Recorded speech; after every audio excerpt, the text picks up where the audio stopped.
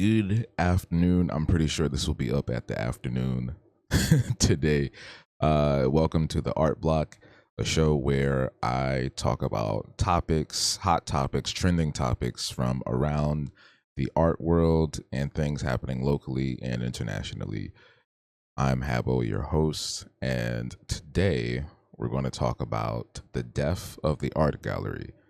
We're also going to go into my next exhibition announcement, shop relaunch, the Afro Visionaries field trip recap. We're going to also talk briefly about apathy towards world news and the crisis happening overseas in areas like Gaza, the Congo, and the Sudan.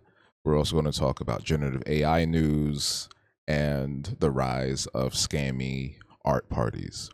I know that's a lot to cover, but I guarantee you we will get through it all, in addition to some other things that I've experienced this weekend. Now, I try to do most of these in one shot, so if I stumble over words or I end up repeating myself, that's just part of the process. And I'm also just trying to practice and get back into the habit of speaking in a specific manner, a specific way. Because I used to do a lot of, like when I was younger, I used to do a lot of I guess you could say public speaking in a sense, just in regards to like schooling and being the person that would, read passages. And then obviously, as I got older and became an adult, I tried to do things that were very front facing, like getting on panels, events, exhibitions where I would be speaking on things. But anyway, um, the first thing I want to talk about is my exhibition announcement. So next Sunday, September 6th, as of recording this, September 6th is next Sunday,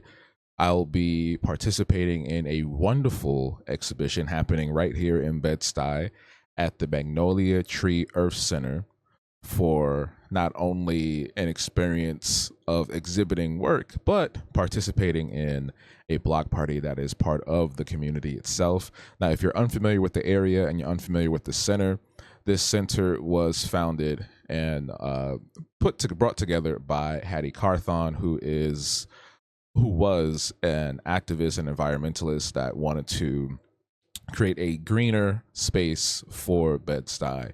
Because way back in the day, from the little research I've been able to do, and ironically, I've lived here my whole life and just never noticed the place, which is wild, right?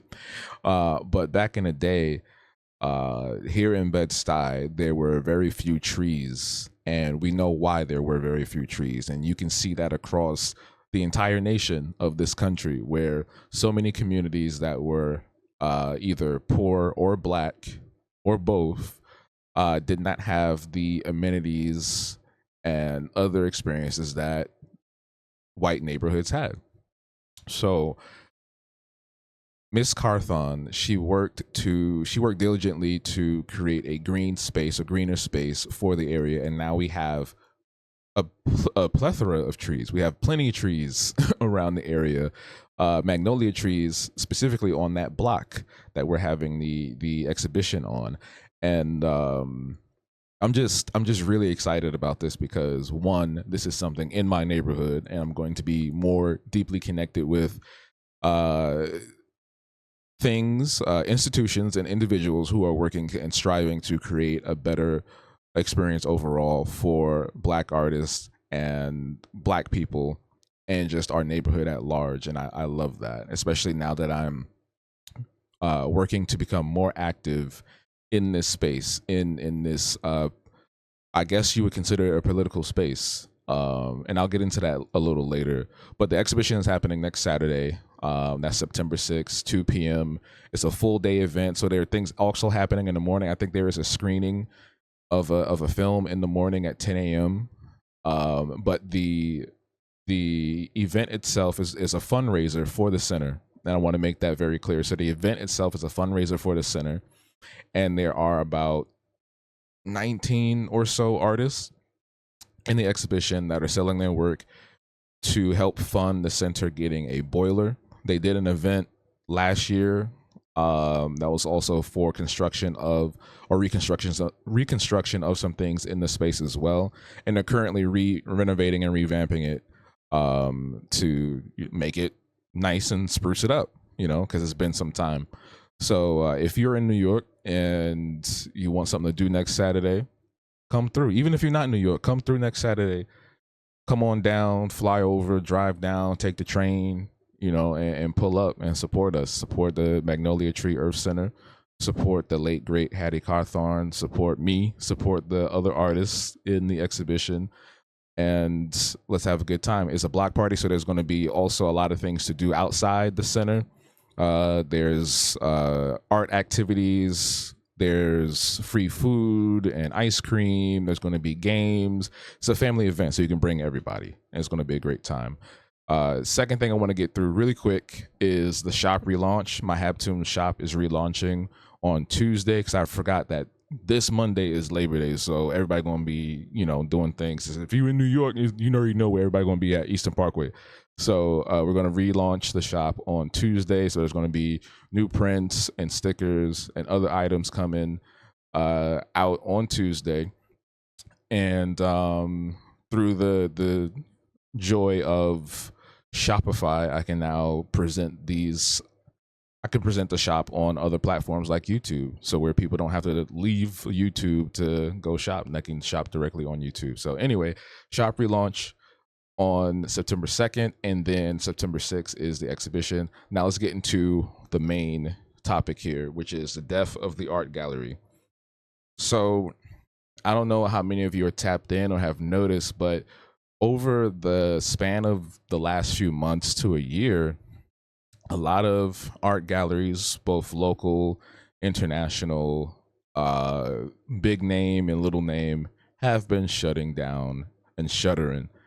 And it makes you wonder why, outside of just the obvious things of rent increasing and art buying trends changing. Why are art galleries closing? Because the simple answer is those two things, but it's more to it than that. I believe it's more to it than that. And there's so many spots, there's so many places. Some I've never heard of, but I've been researching and looking into this.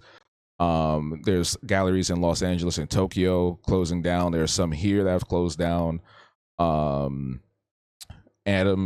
Lindemann has closed his gallery after 14 years. Venus over Manhattan, we've had some spaces like Sotheby's also have some issues when it comes to auctions, and I'll provide links to all these articles and blog posts and whatnot, so you have some reading to follow along with as well. So that will be down in the description.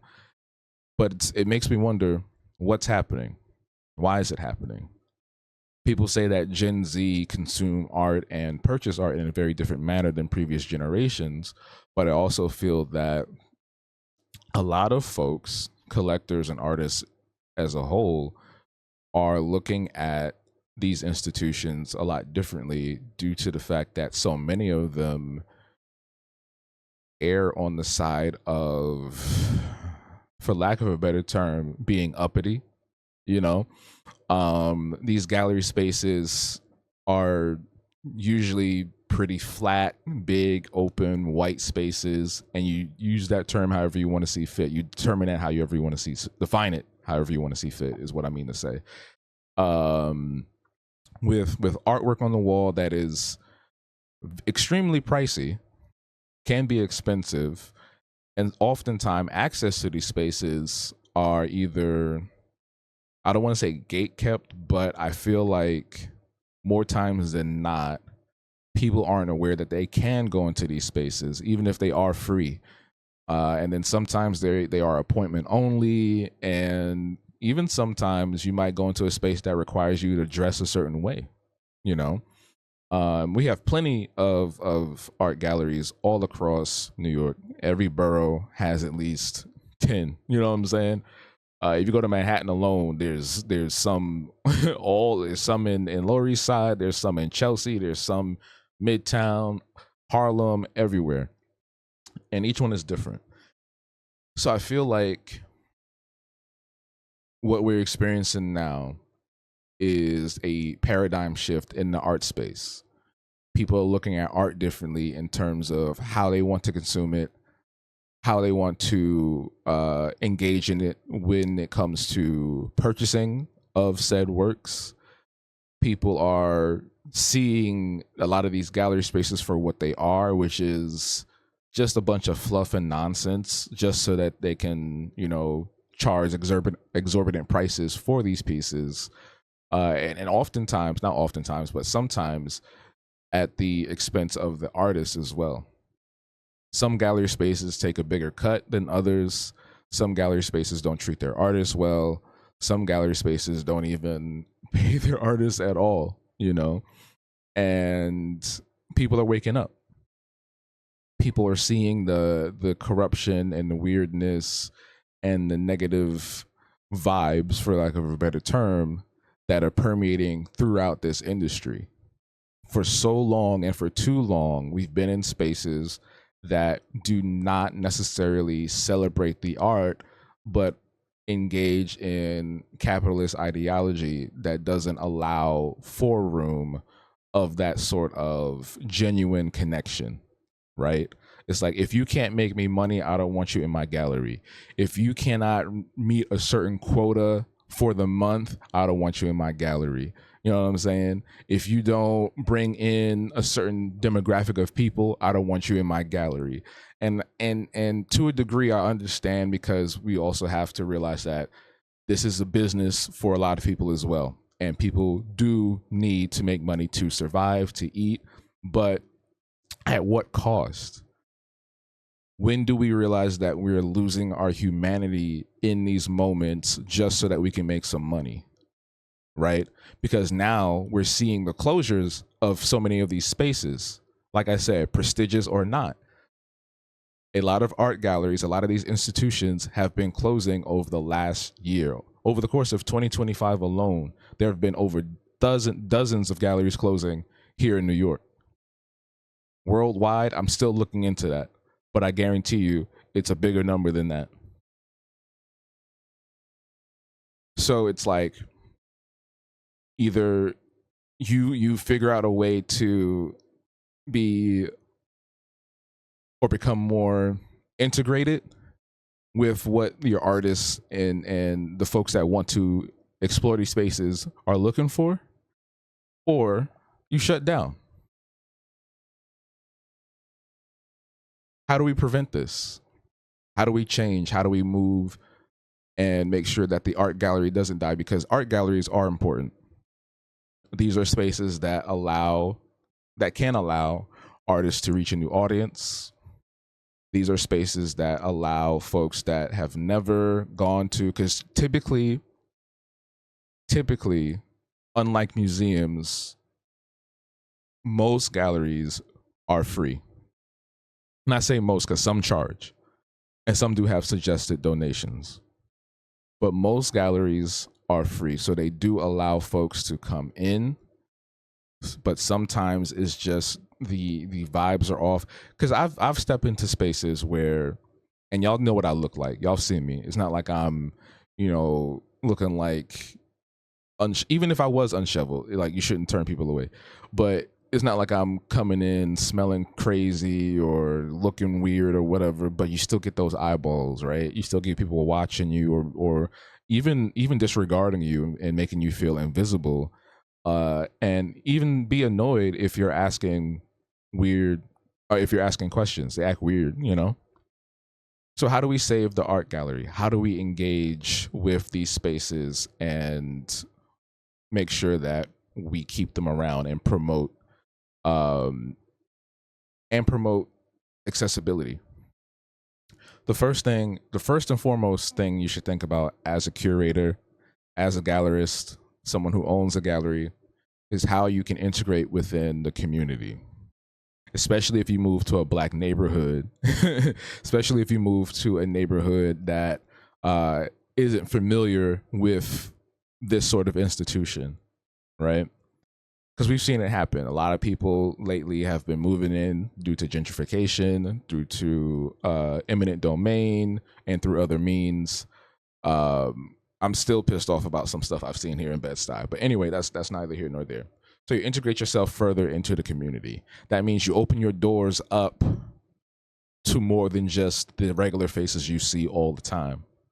If you are seeing the same faces over and over again, and I'm going to get into this later in a different topic, if you're seeing the same faces over and over again and you're not getting any new people in your doors, then that's a problem. Art should be expansive. Spaces like this should allow everyone, right? And what I think should happen is you host artist talks. You see if there are local artists in your community, in the community that you're in, the neighborhood that you're in, that would like to present their work. And if they can't afford to do X, Y, and Z, if they can't, if they're not a huge, famous, world famous artist, then so what, right? You can balance it out by you get some people that are big and get some people that are small. Everybody on the show don't have to be world renowned.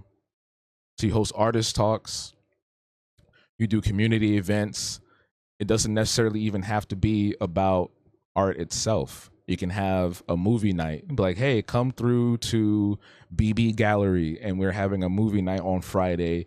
Everyone is welcome, $5 suggested donation, da da da da da, and that way you engage with the community that's there that maybe never have stepped foot inside a gallery, need something to do, or have always wanted to, partake in the space, but felt intimidated or didn't understand how they could enter the space. It's all about presentation, and it's all about what you put out. And a lot of the time, when you see certain buildings that have this cold or very alien aesthetic to it, right? You're like, oh, I can't go in there. Why would I go in there?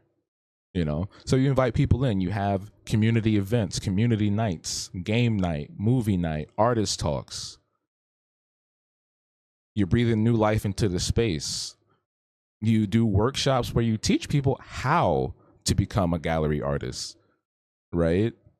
You can have classes there. You can do drink and draws. You can have all sorts of events, all sorts of situations can fit into the art space and still be oriented in that theme or aesthetic, And I feel like most of these people that I've been reading about, instead of sticking around, instead of trying to do those things, they just up and leave. Granted, some people, once they notice the price hike in rent, I understand you want to get up out of there. It's too much, and you're probably not trying to quote unquote, lower yourself to fundraise or whatever the case may be, right? But I think through mutual aid, if you are a member of your community, if you're not like a transplant that just comes here and it's like, oh, I'm going to open a gallery in Chelsea, or I'm going to open a gallery in Bed-Stuy, and I'm going to have the most prestigious and well-known artists here, and we're going to always have white people everywhere and dressed up in suits, and we're just going to look fancy all the time. If you do that, then, you're not really going to have a mutually beneficial experience.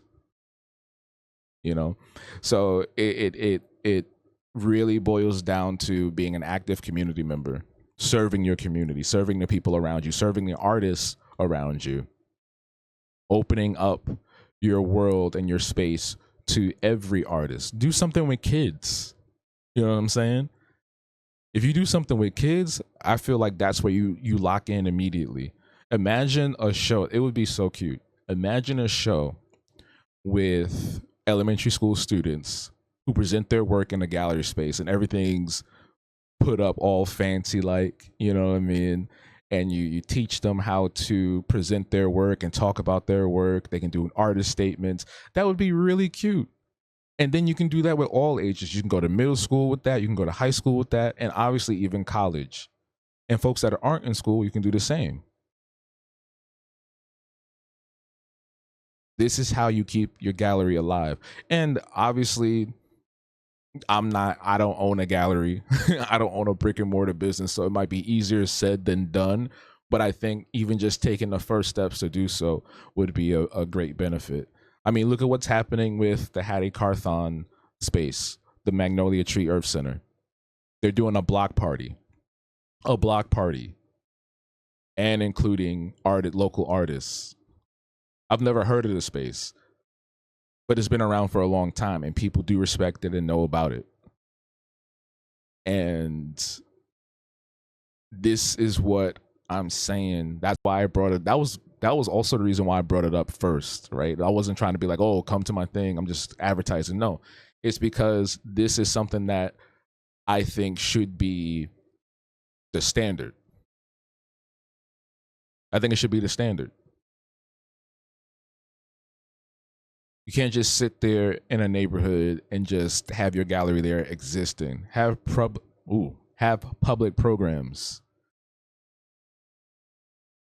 Engage with the community through different means. Look at this, a block party. And they're partnering with so many local organizations, the Laundromat Project, the Brooklyn Museum, and so many others. It's a beautiful experience. It's a beautiful thing that I'm excited to be a part of. This is a perfect example of that. Because I'm looking right now, and all of these gallery spaces are quote unquote suffering. All of these big institutions like Sotheby's are having a hard time. We're talking worldwide, we're talking locally, we're talking on one side of the country to the next. You know what I'm saying? Like it baffles me that there are artists who want to be in the world, right? Physically in the world, but away from people. Excuse me, gallerists, right? Who could also be artists as well. I feel like a lot of people wear many hats in that realm. Eventually one day I will be a gallerist, you know. And I think that's the antithesis, right? Like art is supposed to be engaging, art is supposed to create community and conversation. But if you're not enacting in those things, then you're the antithesis, you're the opposite of what we're supposed to be doing.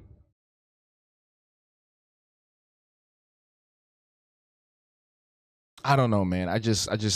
I've noticed so many things over the years, and not every gallery is like that. Not every gallery is like that. Not every institution is, so pompous and for lack of a better term, under the higher than thou mentality that they are so withdrawn from the world and the demographic around them. I'm trying to remember the name off the top of my head. I think it was Philip LeBon. Philip LeBon. Hold on, let me type this really quick. We're doing this in real time, y'all. Y'all can't see me type it. Let me see. Yeah. So, what was it, last year? Because it's 2024 now. Last year, I found this really amazing art gallery that is completely different from just about every other one I've been to, and I've been to a lot. It's called Philip Lebon. If I'm mispronouncing his name, or it might be Philippe because I think he was French. If I'm mispronouncing the name, my bad. It's in Chelsea, and it's a comic book gallery. It's a comic art gallery, which is amazing to me. I don't know how many artists have exhibited here outside of, because I only went one time. It was to see Mike Mignola. And y'all know how I feel about Mike Mignola. He's one of my artistic heroes. Okay. Um, and I find it to be an amazing thing to see because typically when you go to an art gallery or museum, it's always this high end, super contemporary, some offbeat and off color stuff. You might see something that's just completely bizarre or a little confusing at first or whatever. But this is just straight up, okay, let's get some comic art in here. Let's get some artists in here that create comic books, a medium that is seen as a children's thing, a medium that is seen as lesser, right? And I love that Philippe is exalting comic art in a way that people can appreciate and be like, oh yeah, no, this is actually really dope. These artists have talent. There's some credence and some weight to what is being done. Now I'm looking at the artists that have exhibited here before, both alive and dead, and I will say that the demographic here is erring and leaning on the side of white for the most part. Oh no, ooh, I take it back. They did have someone here. Okay. There's a black artist, a black woman artist, and she's gorgeous. Her name is Elizabeth Colomba. Okay, so they had her here. All right, I'll take it back, Philippe. See, this is what happens sometimes, and that's the thing with social media and a lot with going on that's going on now with the age of information, infinite information. Right? People do not read. People do not click links or click articles. You see what I did there? I could have been that entire time. I could have been going off about how Philippe Lebon needs to do better at representing. I mean, surely there could be more people here that are black artists or even in different mediums, because a lot of what I'm seeing here is a specific aesthetic. But had I not clicked on this because there was a picture of a black woman, a black drawing illustration, I was like, oh, so had I not done that, you know what I'm saying? I could have been just been disparaging the entire gallery. So yeah, if y'all are in New York, y'all should go check him out though. It's a really cool space, and he's cool. He's really nice. He's really nice, actually. I went on my birthday last year. That's how I met Mike Mignola for the first and only time, which was serendipitous when I think about it, because I went on a day that it was just a random day in the week, right? And just so happened, I look over and I was like, that white bald dude looked kind of familiar. And I kept looking at him. I don't know if he noticed me staring at him, but they were talking, and I'm just walking around and trying to play it cool. And I'm like, I'm gonna go ask and see if that's Mike Mignola. So when they were done, exchanging, thoughts and theories and all that stuff, because they were talking about all gallery stuff, and I was like, that's none of my business. I don't want to be listening in on that.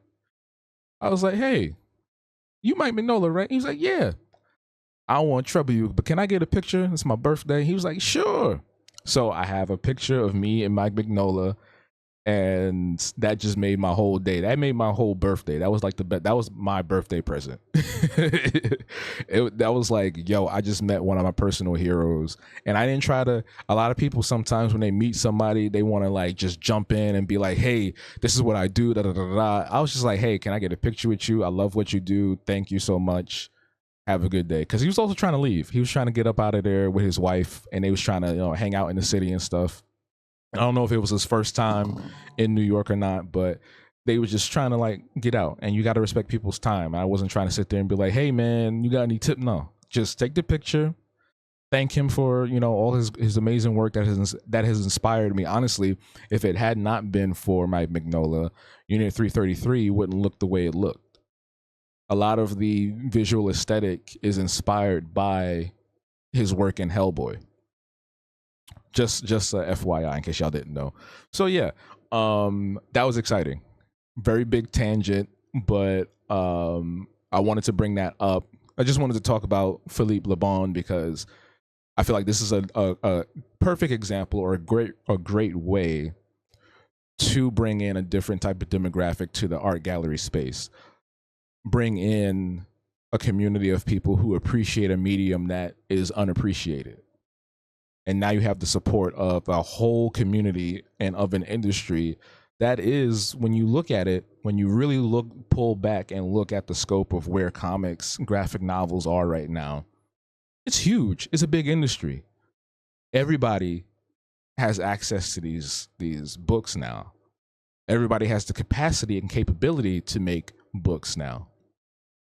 We're talking from the independent publishers, zine makers, to the big time boys at DC and Marvel. You know what I'm saying? Like everybody, we're in a whole new paradigm when it comes to comic art.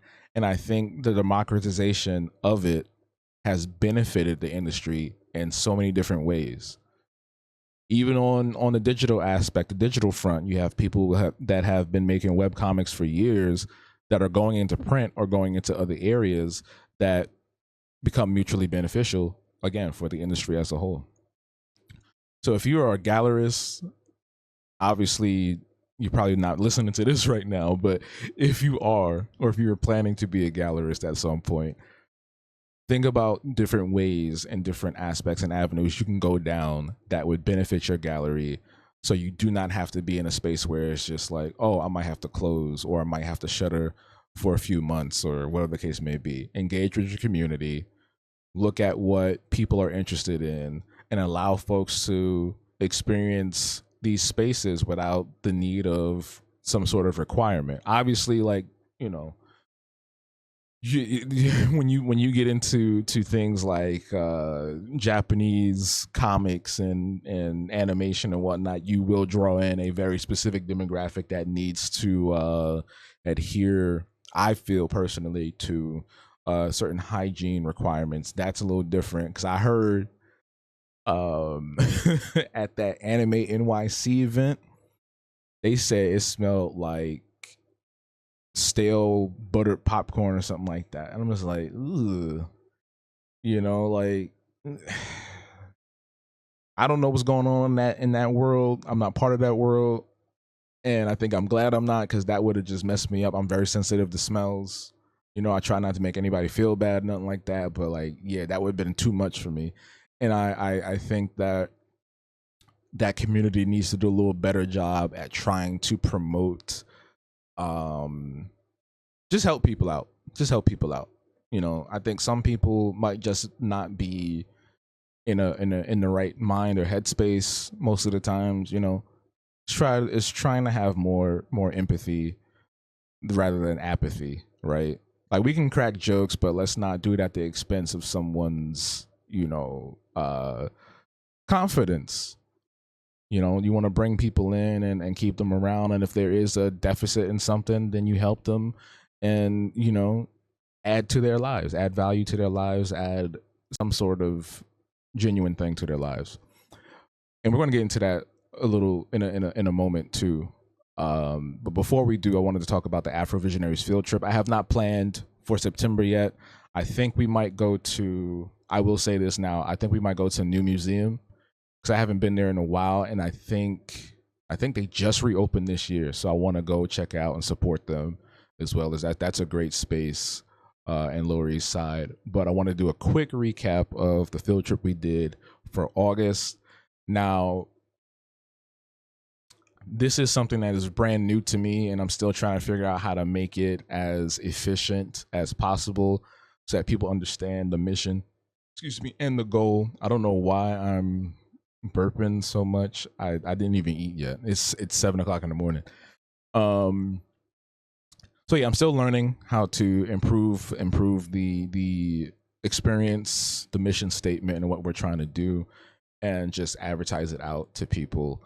But I like that this is something people are looking for. So anyway, we went to the Museum of the Moving Image, and I go here a lot. It's in Astoria, Queens. It is the history of film and television and anything revolving around moving images. So that includes animation as well, you know. And it's a beautiful space, and they often have some really interesting exhibitions. Right now, they have Mission Impossible. It's a history of Mission Impossible. So there's costumes and props and all sorts of stuff from the films, like actual, these are legit props from the sets and whatnot. Like, they had a bunch of Tom Cruise's costumes, outfits, disguises and shit, all the little gadgets and weapons and whatnot. It was really dope to see. I've never seen a single Mission Impossible, but I appreciate the craft. I appreciate what he does, because he's like really hardcore with those movies, and I feel like he's probably one of the last real big movie stars, like action stars, because he does his own stunts. He's, you know, he's working hard, and he's like, you know, he's good. He's good at what he does. So they have that there. I don't know when that's closing, but I feel like it's probably going to close out before the year is over, maybe by the end of the year. They also had, which was really cool, restored Fleischer cartoons. Now, if you're not familiar with Fleischer cartoons, these are the folks. This is the guy who created. They did Popeye, Betty Boop. I also believe This is where the famous Superman cartoon comes from, where that's like incredibly smooth animation, where he's like punching the comets and he's like pulling the cords together, the wires for the electricity. Y'all's probably seen this. Y'all probably seen this. This is one of the first things they probably restored years ago. So they had some other animation there, and it was so great to witness and see the great deal of care they took to restore a lot of these episodes or these little segments of cartoons, like the Popeye one, Betty Boop, and others. And it's a great museum to explore. Now the attendance was lower than last time, which is fine, but I still had a great time altogether. So shout outs to Nisha and Lenny. Shout outs to Nisha and Lenny for pulling up. It was great to have you there and be in conversation with you about the different aspects of the industry and art itself when it comes to film and television and animation overall. Just a great experience. The funny thing was that we were trying to find food afterwards, and we was just every place we looked. The first place we went to, the dude, the dude was knocked out. The lights was off. The dude was knocked out on the bench. I was like, I'm not going in there. We good. We good. He resting. I don't think he even open right now. We eventually landed on this Bangladesh place, and I never had Bangladeshi food before, and I didn't realize like majority of it is just hot. Not that I can't handle heat, it's just certain things with my body don't mesh well with spice or certain levels of spice. I was like, I know my limits, but the food was good. The food was good. The service was good. And they also had a boba right next to it. I'm a boba guy now. I'm a boba nigga now. You know how they have matcha niggas? I'm a boba nigga now. So overall, like the whole day, the whole trip was great.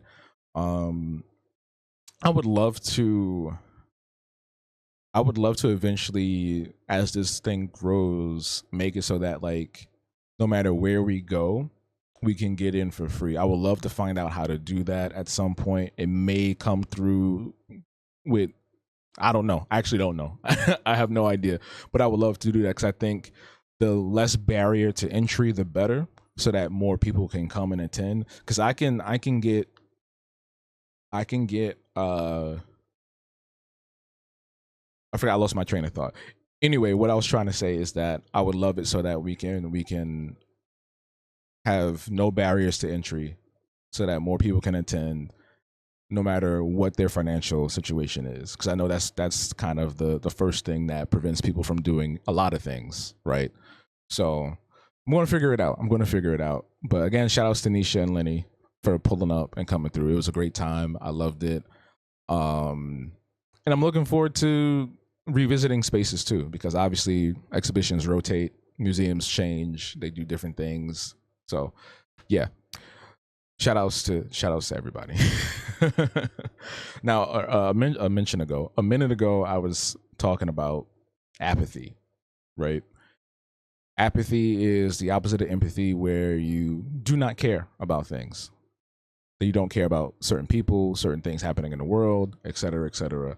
And that's something I've been noticing a lot recently within the art world itself, but also with critical things happening on our planet right now, whether it's climate change, whether it's racism, whether it's the genocide happening in Gaza, what's happening to the Palestinian people, the people of the Congo, the people of Sudan. And hear me out when I say this. This is not me saying that it's okay, but I can understand, due to the nature of how social media has given us unadulterated 24/7 access to information that's just thrown in our face. I can understand why some people get freaked out or turned off.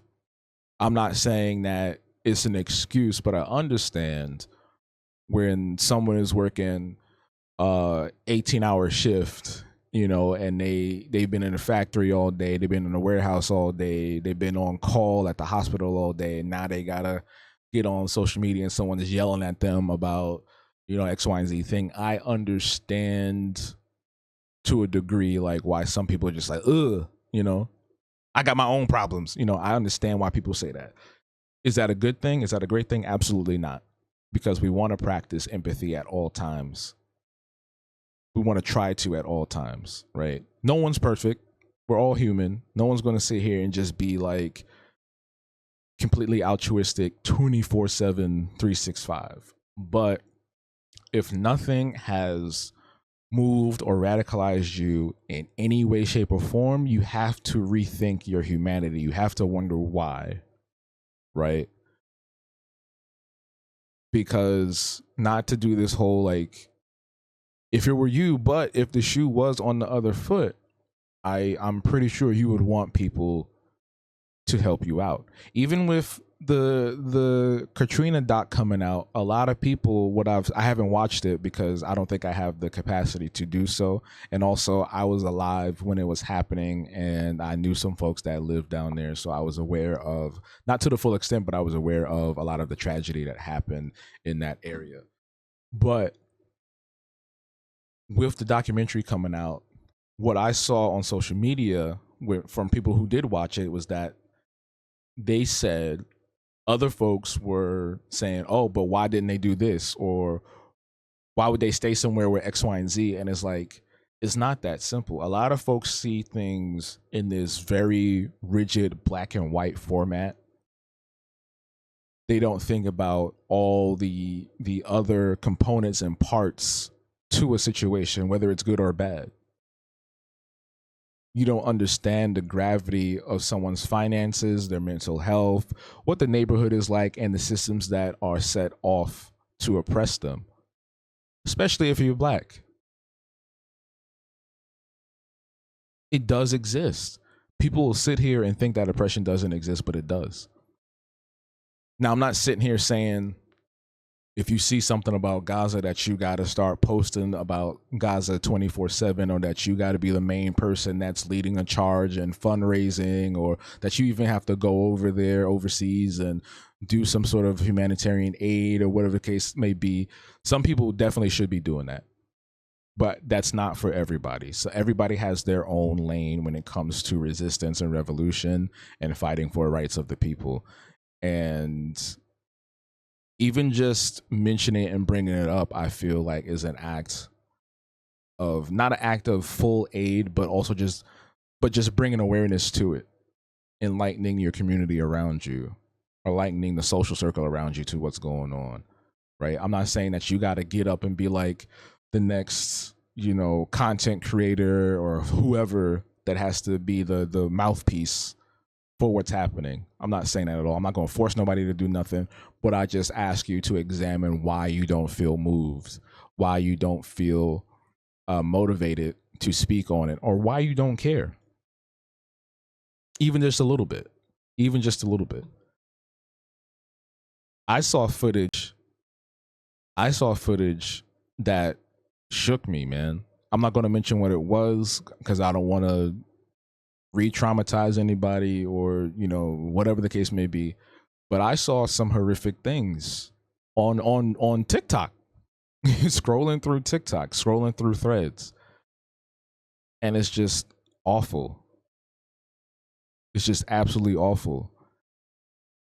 And I want to say, not because of recent events, but I think just a culmination of things that have been happening over the last like 5 years, from the start of the pandemic till now, right? I feel like I've been evolving in my thoughts and just practicing awareness. And obviously I'm not going to know everything everywhere all at once, but I'm trying to be more globally aligned. This video is brought to you by the generous contributions of viewers like you.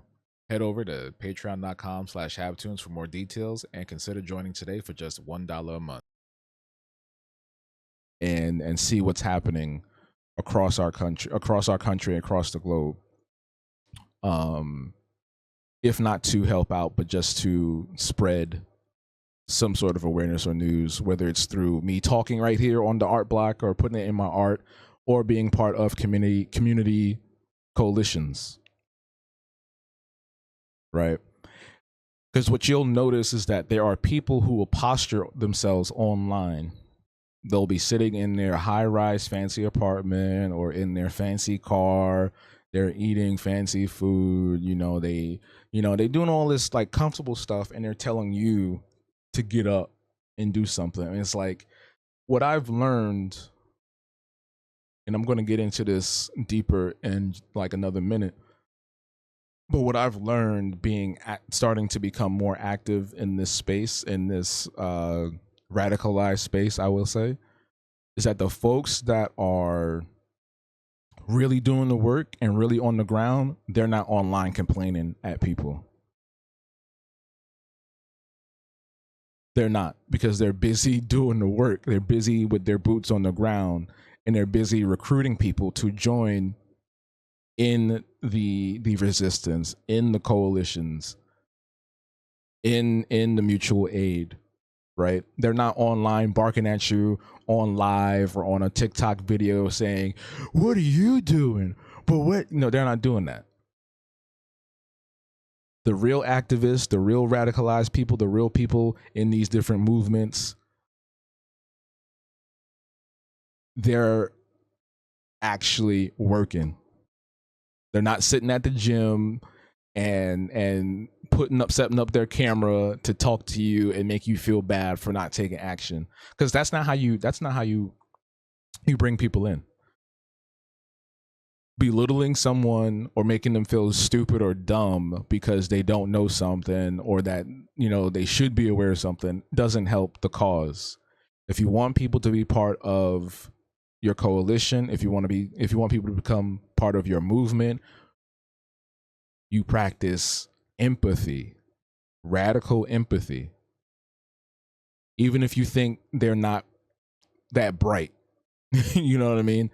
I was having a conversation last night, and I was saying, if you think about it, if there are incredibly intelligent people in the world, there are also incredibly unintelligent people in the world. But I believe that intelligence comes from outside of people with deficits. I believe intelligence comes from curiosity. And a lot of people are just ignorant and not curious about the things around them. So you can't get mad at folks when they're brought up in a system that doesn't breed curiosity. You can't get mad at folks who are brought up in a system that doesn't allow for free thought. That doesn't come naturally to every single person on this planet, let alone our country. So it may take some time, and you may not be the person that is the one leading the charge in this. Maybe you can't be a people person. Maybe you're more of a, let's get into armed struggle. You know what I'm saying? Maybe you're a person that's like, oh, you know what? I'll lift some things and put them down. Or I'll you know what I'm saying? I'll do the soup kitchen or whatever the case may be, or I'll send the money. Maybe you're one of those types of people.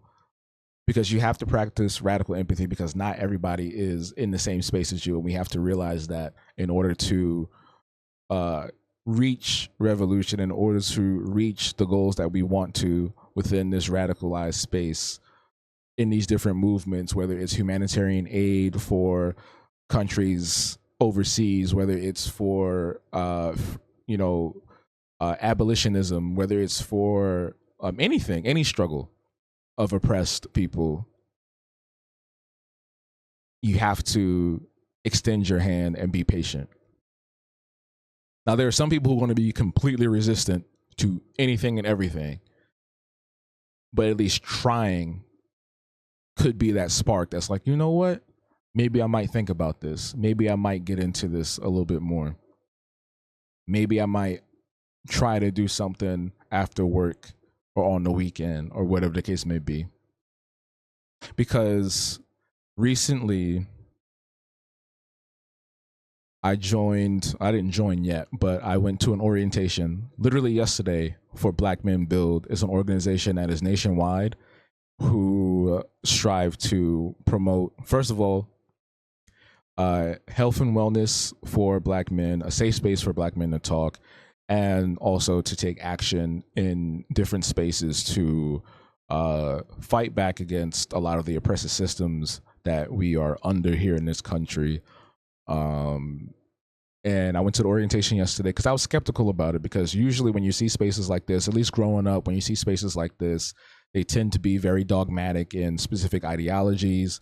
They're they can be closed minded, they can be phobic in many different areas. But yesterday I was completely wrong.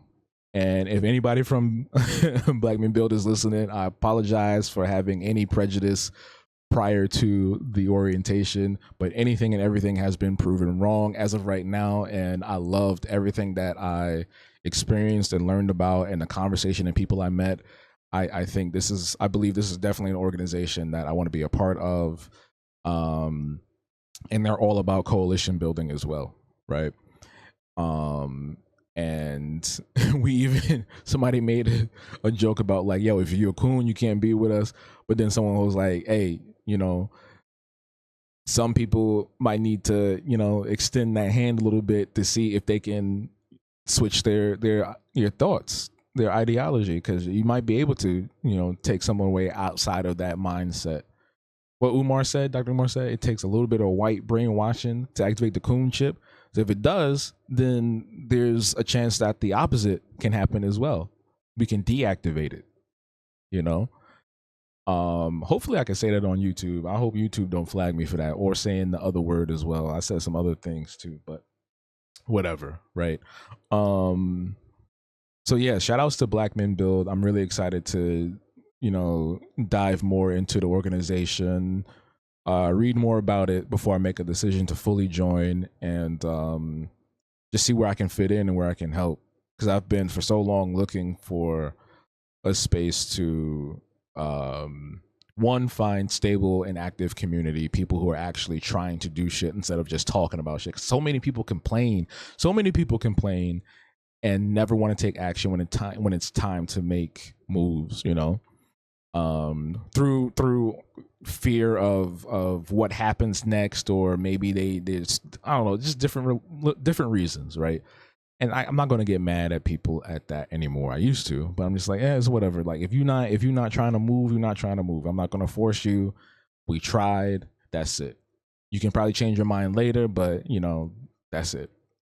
But I'm trying to use my talents and my God-given gifts to be more active in my community and to help those that need help, no matter who they are, wherever they are. First and foremost, Black people.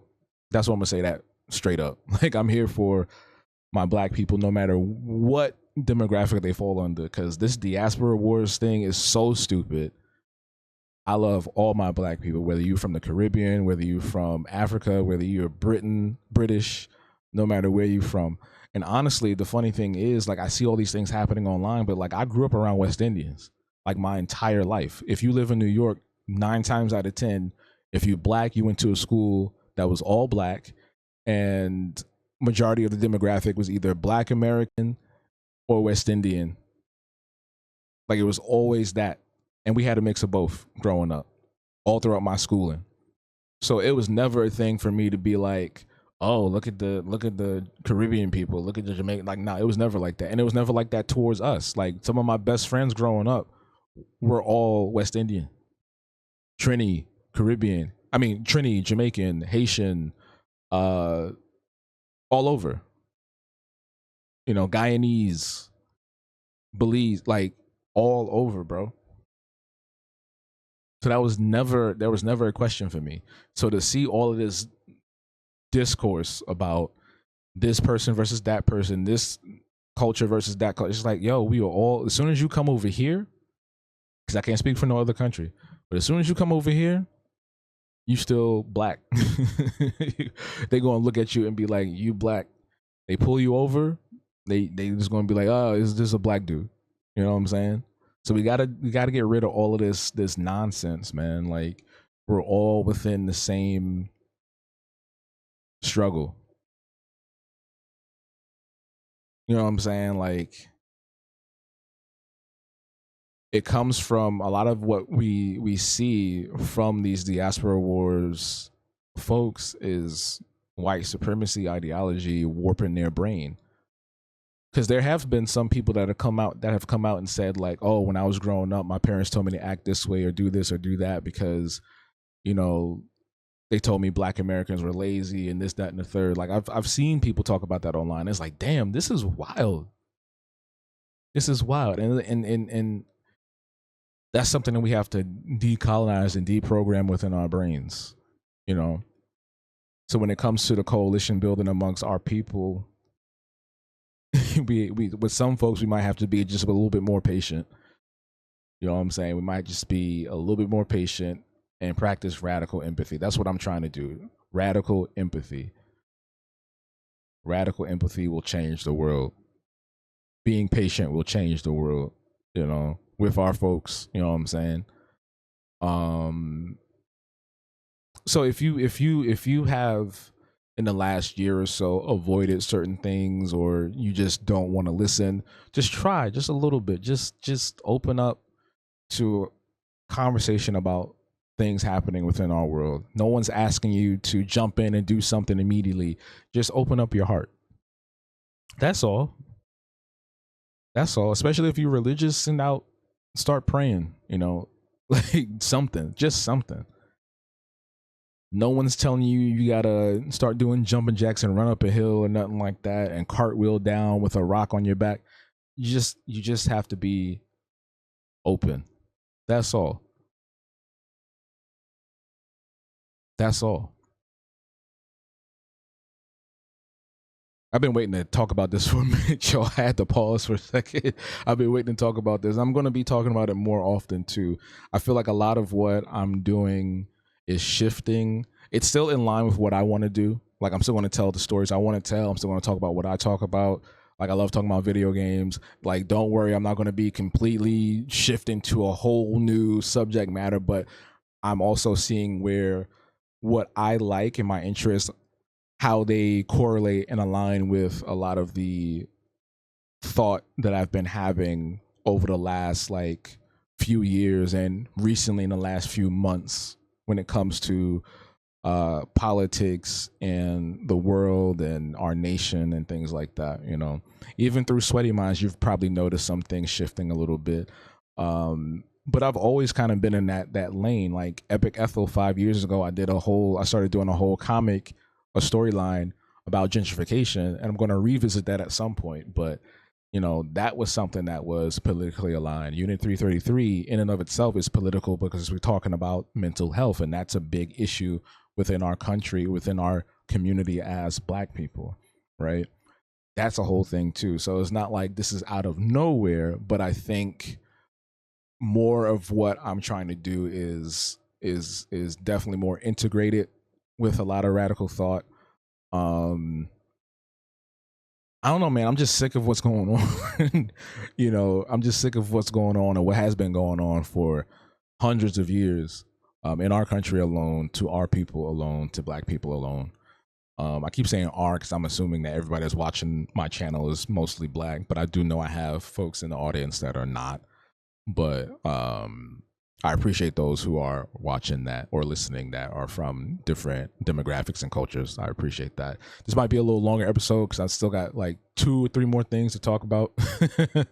So hopefully you are enjoying the vibes here, and please comment and let me know. I had to throw in that little why. I don't know. We're programmed. I realized that like so much of what we do online now, especially if you're an active social media user, is programmed into us. Like, leave a comment, leave a like, do this, do that, and it's just like, ugh. It's really easy to hack the human mind. It's so easy to hack the human mind. Oh my god. I'm I'm not even going to get into it. There's like this whole thing with a cult that's out there now. It's like this dude who's living in Scotland. Y'all have probably seen it on TikTok if you're very active on social media.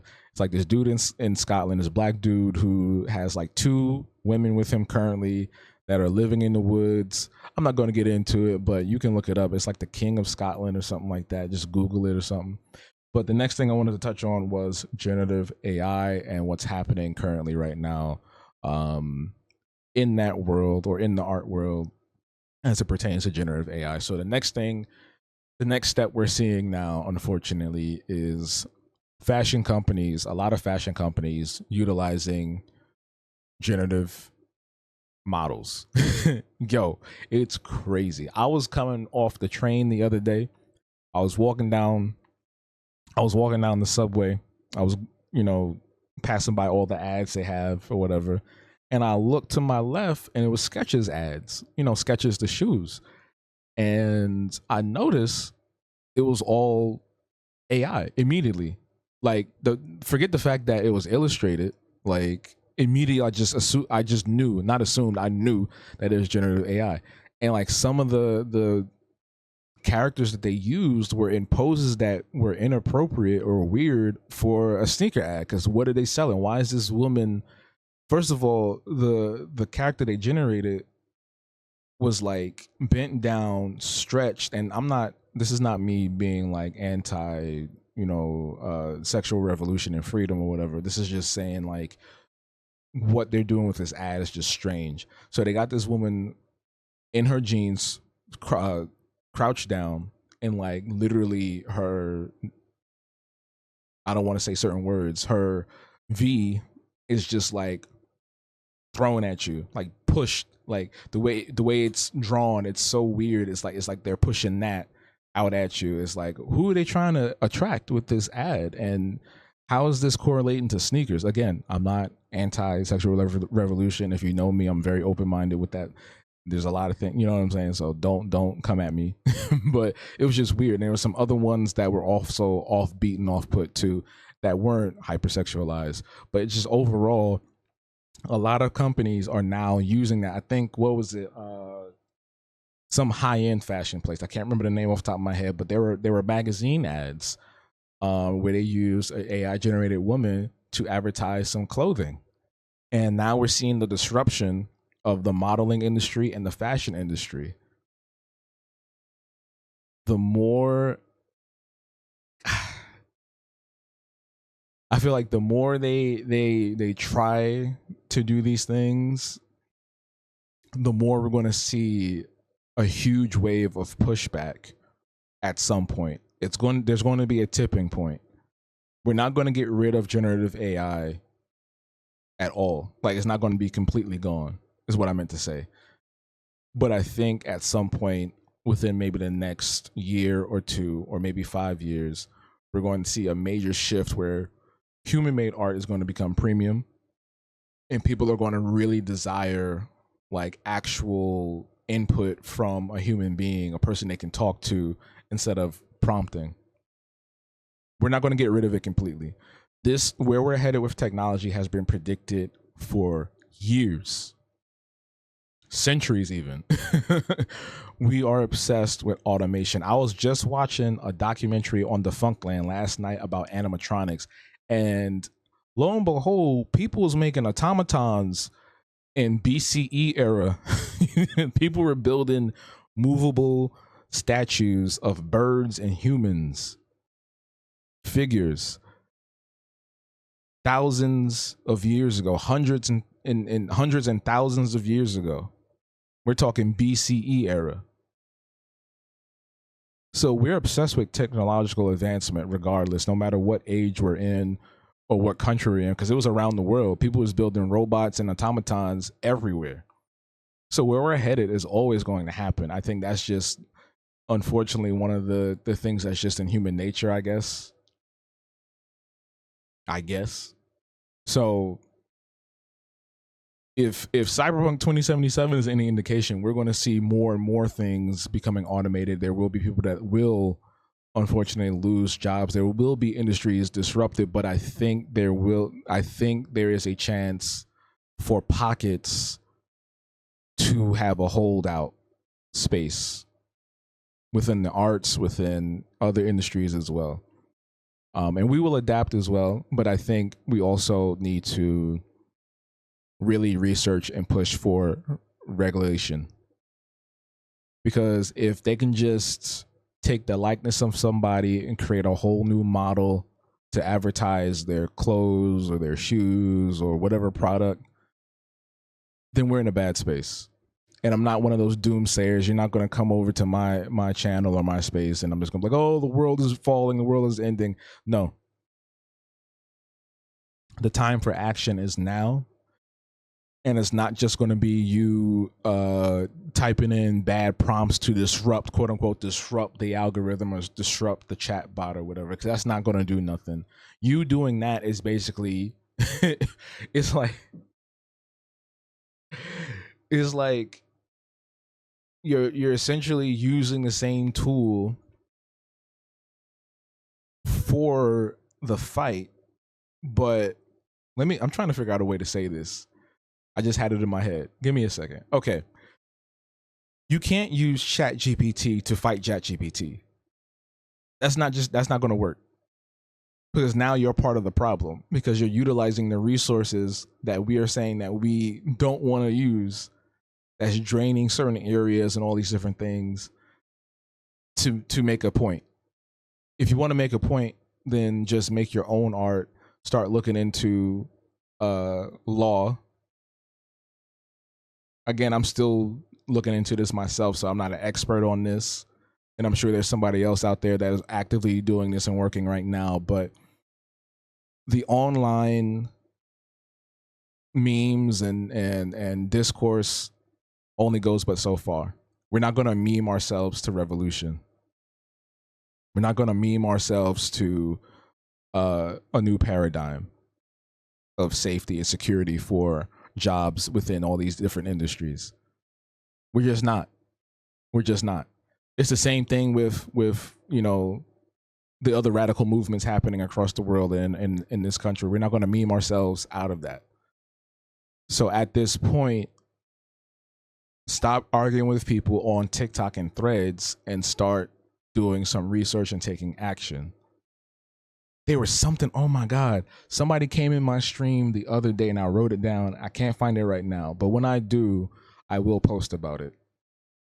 But there's like an actual organization that is working towards what we are trying to accomplish. There's an actual organization that's like an anti-AI organization that's working together, and they're pulling in sources from like the legal space that have people that are actually like attorneys and shit and all that with them. Like, I think it was like the something alliance or something. I gotta look it up. But either way, it's just like that's where we take the action. That's where things are going to change. That's where things are going to start moving. Yes, we can create the propaganda, but the propaganda can't come from the tool that we're trying to fight. You know what I'm saying? Because propaganda is important, because the opposition creates propaganda. They work diligently to create propaganda. So we have to do the same, but we have to do it in a way that is engaging. We have to do it in a way that is actually making sense. We have to do it in a way that's going to motivate people and not just make somebody go, ha ha ha, look at that, and move on. You get what I'm saying? So at this point, with AI models being used, real world ads using generative AI in different spaces, we definitely need to pay attention more, and we definitely need to bring more awareness to it immediately. So there was another topic that I was going to talk about. I don't know if I want to get into that because it kind of correlates to the art gallery thing as well.